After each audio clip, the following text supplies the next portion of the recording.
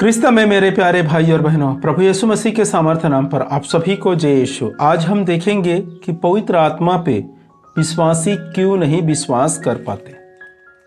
देखो, हम में से बहुत से ऐसे विश्वासी मिलेंगे जो पवित्र आत्मा पे विश्वास नहीं करते, अर्थात पवित्र आत्मा में विश्वास करते हैं लेकिन पवित्र आत्मा ईश्वर हमारे अंदर है या हम में निवास करते हैं, इस बातों पर विश्वास नहीं करते।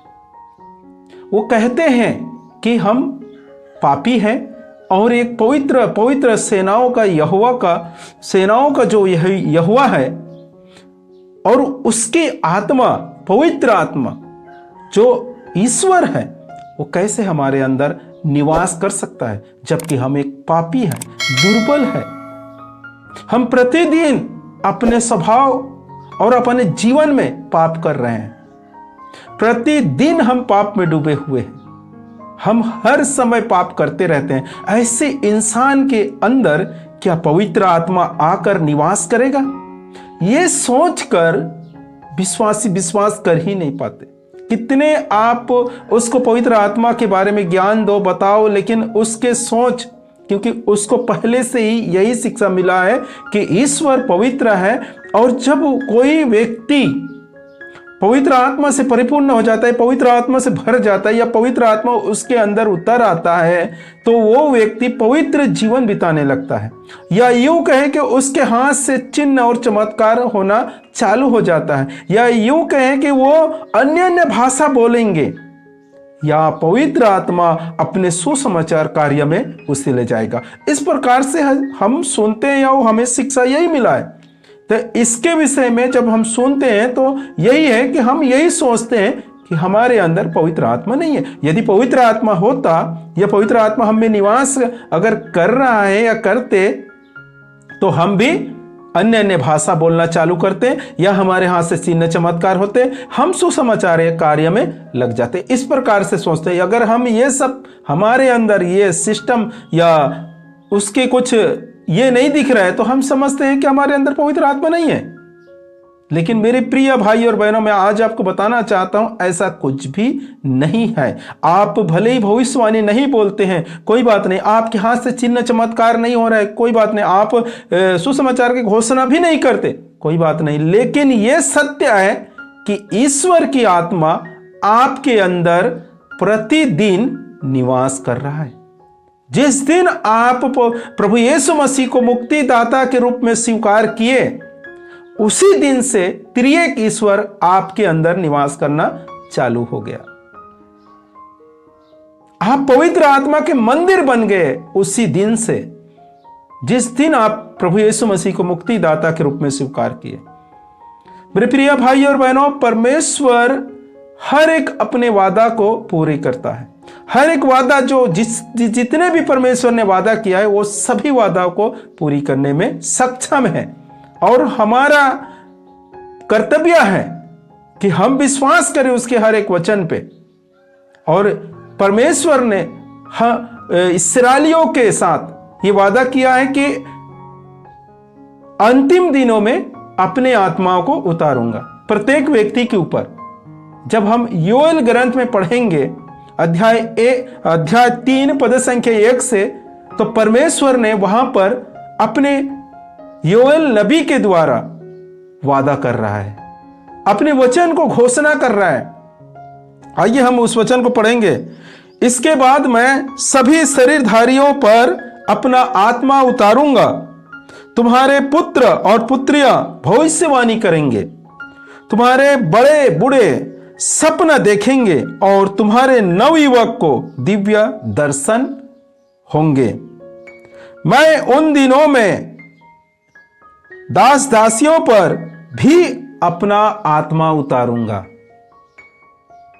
मेरे प्रिय भाई और बहनों, यहां पर परमेश्वर योएल के नबी के द्वारा वादा कर रहा है, इस्राएलियों को वादा कर रहा है कि मैं अंतिम दिनों पर अपने आत्मा को उतारूंगा और सभी लोगों पर, इस्राएलियों पर नहीं, दास दासी, अर्थात जो लोग इस्राएली नहीं हैं, जो गैर यहूदी है, यहूदी नहीं है, जो गैर यहूदी लोग हैं, हम क्या बोलते हैं, यहूदी नहीं है ना, यहूदी जो खानदान अलग है, हम गैर यहूदी लोग हैं जो प्रभु पर विश्वास किए, प्रभु के पास आ गए, उन सब पर भी दास दासियों पर अपना आत्मा उतारूंगा। ये परमेश्वर की वादा है।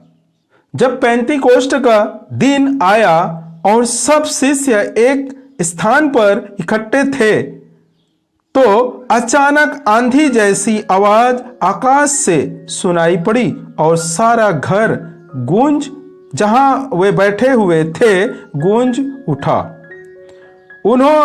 उन्हें एक प्रकार की आग दिखाई पड़ी जो जीभ में विभाजित होकर उनमें हर एक के ऊपर आकर ठहर गई।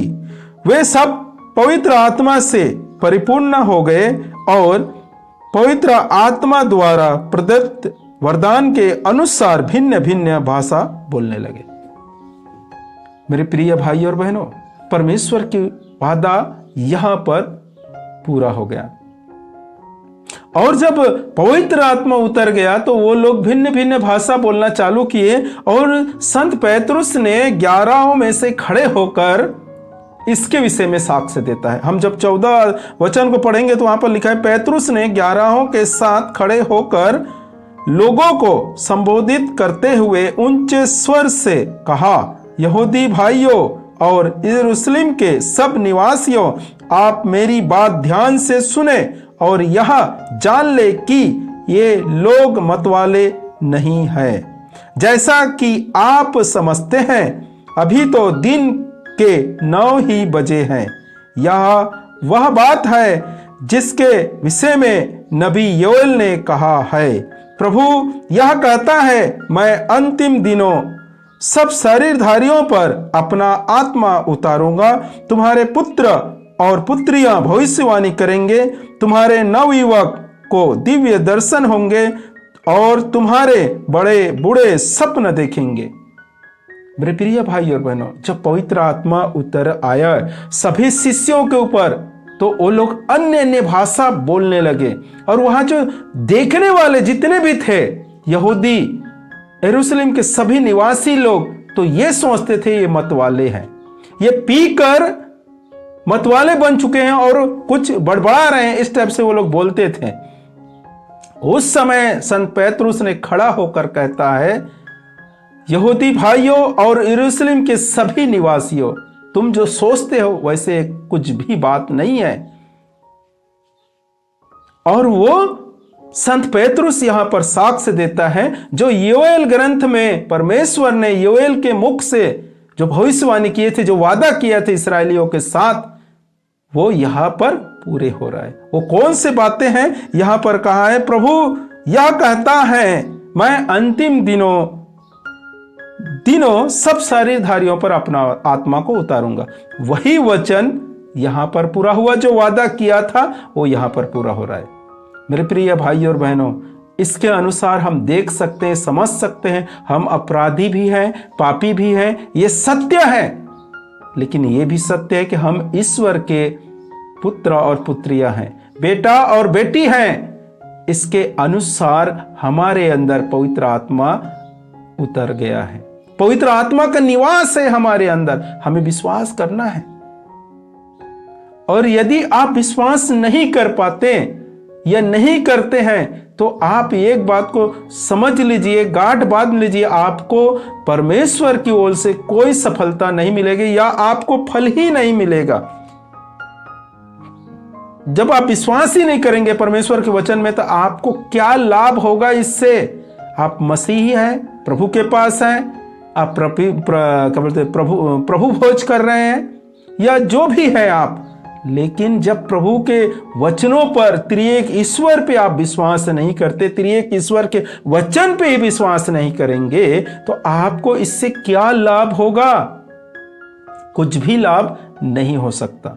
मेरे प्रिय भाई और बहनों, यदि हमें प्रभु के पास आकर प्रभु के वचन पे विश्वास नहीं, तो कुछ लाभ नहीं होगा। यदि हम विश्वास करते हैं तब लाभ होगा। और हमें विश्वास करना है कि हर एक इंसान के अंदर पवित्र आत्मा का आगमन हो चुका है। जो लोग प्रभु यीशु मसीह को मुक्तिदाता के रूप में स्वीकार किए हैं और पिता, पुत्र और पवित्र आत्मा के नाम पर बपतिस्मा लिए, उन सब पर त्रिएक ईश्वर की आत्मा, त्रिएक ईश्वर उसके अंदर निवास करना चालू हो चुका है और वो त्रिएक ईश्वर के मंदिर बन चुके हैं।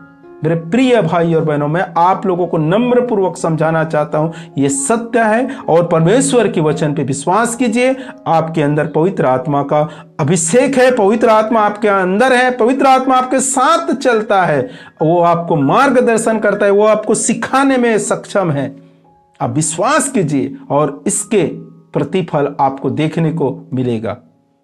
और जो आने वाले बातें हैं, जो आपके डाउट है कि हम पापी होने पर भी कैसे हमारे अंदर रह सकता है पवित्र आत्मा, त्रिएक ईश्वर कैसे निवास करेगा, इसके विषय में आने वाले दिनों में जरूर हम वीडियो बनाएंगे। पूरे तैयारी के साथ आपको समझाने की कोशिश करेंगे कि आपके अंदर आप पापी होने पर भी आप सत्य है, ये सत्य है कि हम सब पापी हैं, हम धर्मी नहीं बन सकते, हम सब पापी ही हैं। लेकिन दूसरे सत्य यह भी है कि हम ईश्वर के पुत्र हैं, हम दत्तक पुत्र हैं ईश्वर के, ये भी सत्य है।